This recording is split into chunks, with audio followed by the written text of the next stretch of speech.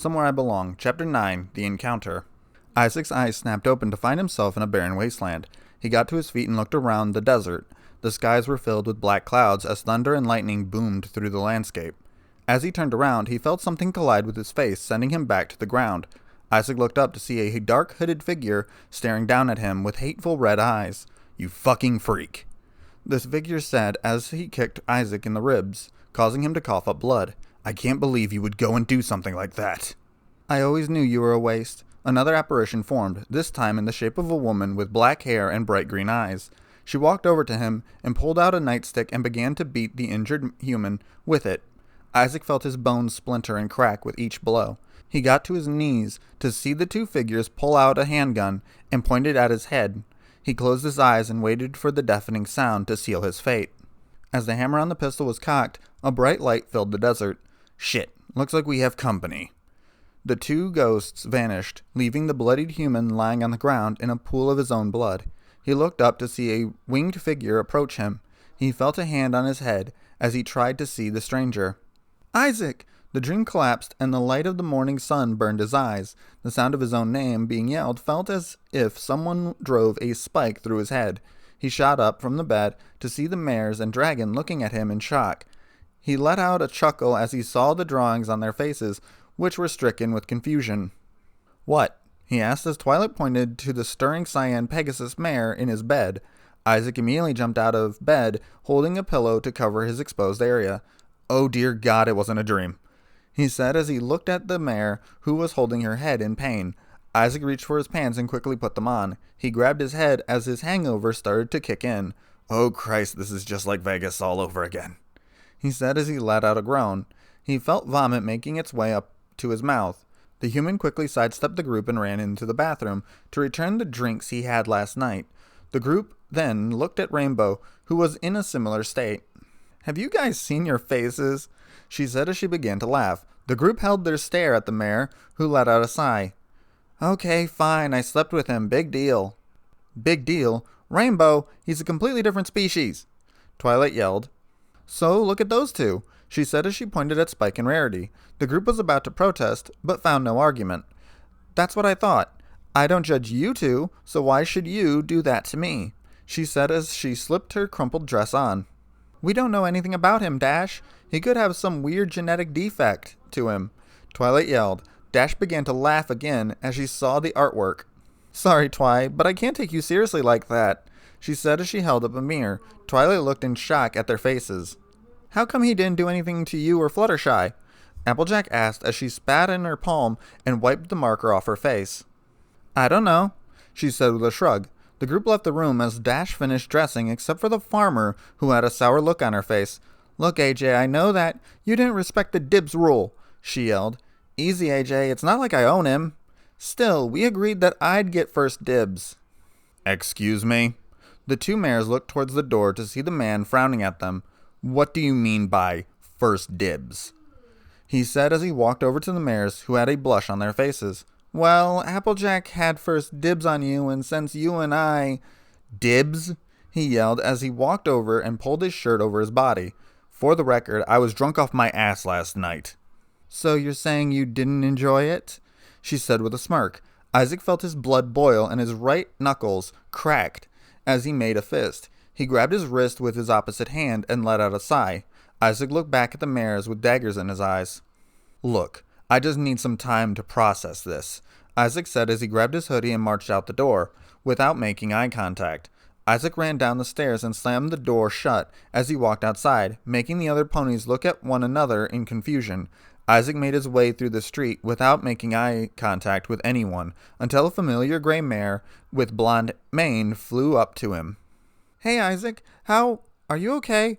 she asked as she saw the human's disheveled state. "I just have a killer hangover and a migraine, so if it's something important, tell me later, because I can't think straight right now," he said as he looked at the mare with a flat expression. "Oh, I see. You might want to head to Zikora's place. She's got all kinds of potions for stuff like that," she said with a smile. "Even a hangover cure?" "I'm not too sure. She's probably your best option," she said with a shrug. "Thanks, Ditzy. What did you want to tell me?" Ditzy gulped and shrugged her shoulders. "Never mind. I'll see you later," she said as she took flight. Isaac shrugged and made his way towards the Everfree Forest. Back in the library, Rainbow had just finished explaining what happened the night before between the human and herself in detail. By the end, Applejack and the other mares had a bright blush on their face and were shifting uncomfortably in their seats. Then he ran out the door without looking back. Dash finished as she took a drink from her water.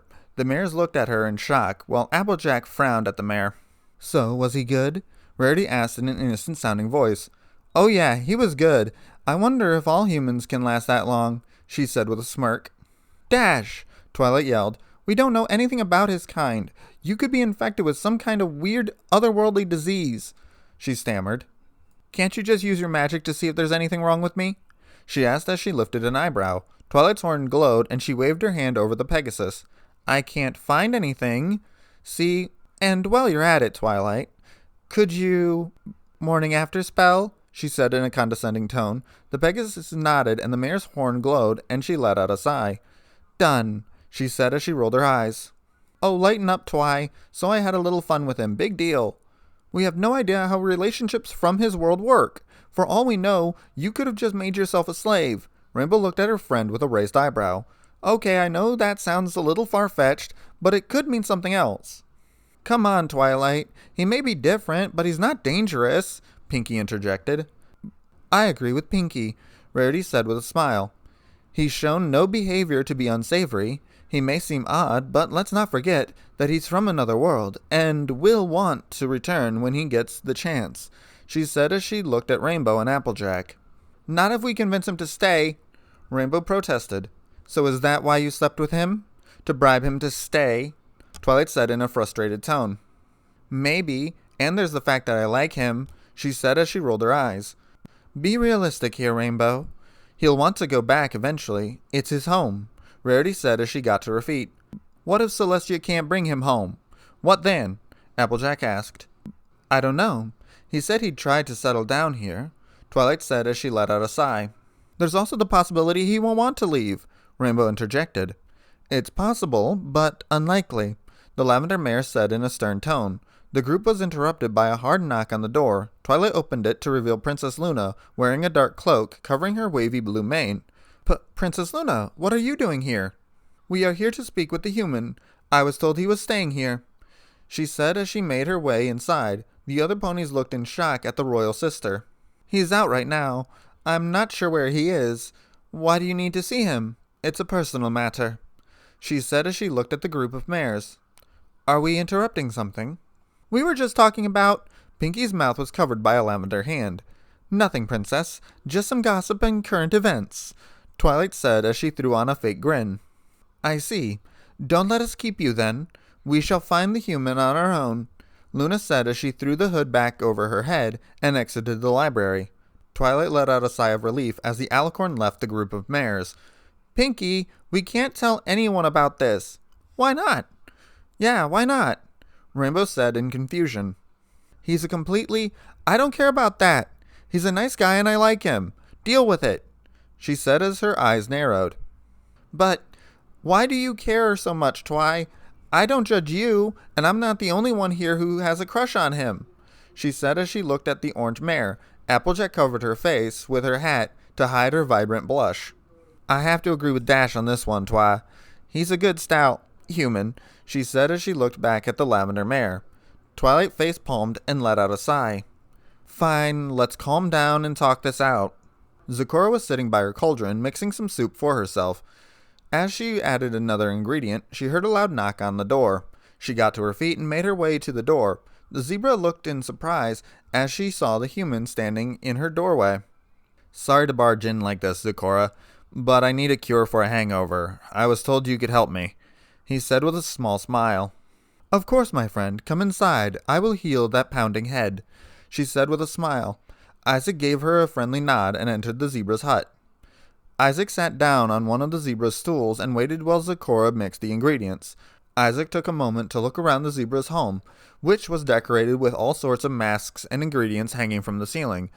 Zecora poured the concoction into a clay cup and handed it to the human. "Thank you." He gave a sniff of the liquid and struggled to keep a straight face. He let out a sigh and gulped the mixture down. He made a sour face at the foul-tasting substance. Zecora let out a small laugh at the human's expense. Ugh, it's got an aftertaste, he said in a disgusted tone. The fool is you for allowing the drink to make you its tool, she said as she shook her head. Isaac nodded and felt the pain leave his mind. Zecora squinted her eyes at the human. The pain in your head is gone, yet I sense that something else is wrong. Isaac looked at the mayor with a raised eyebrow.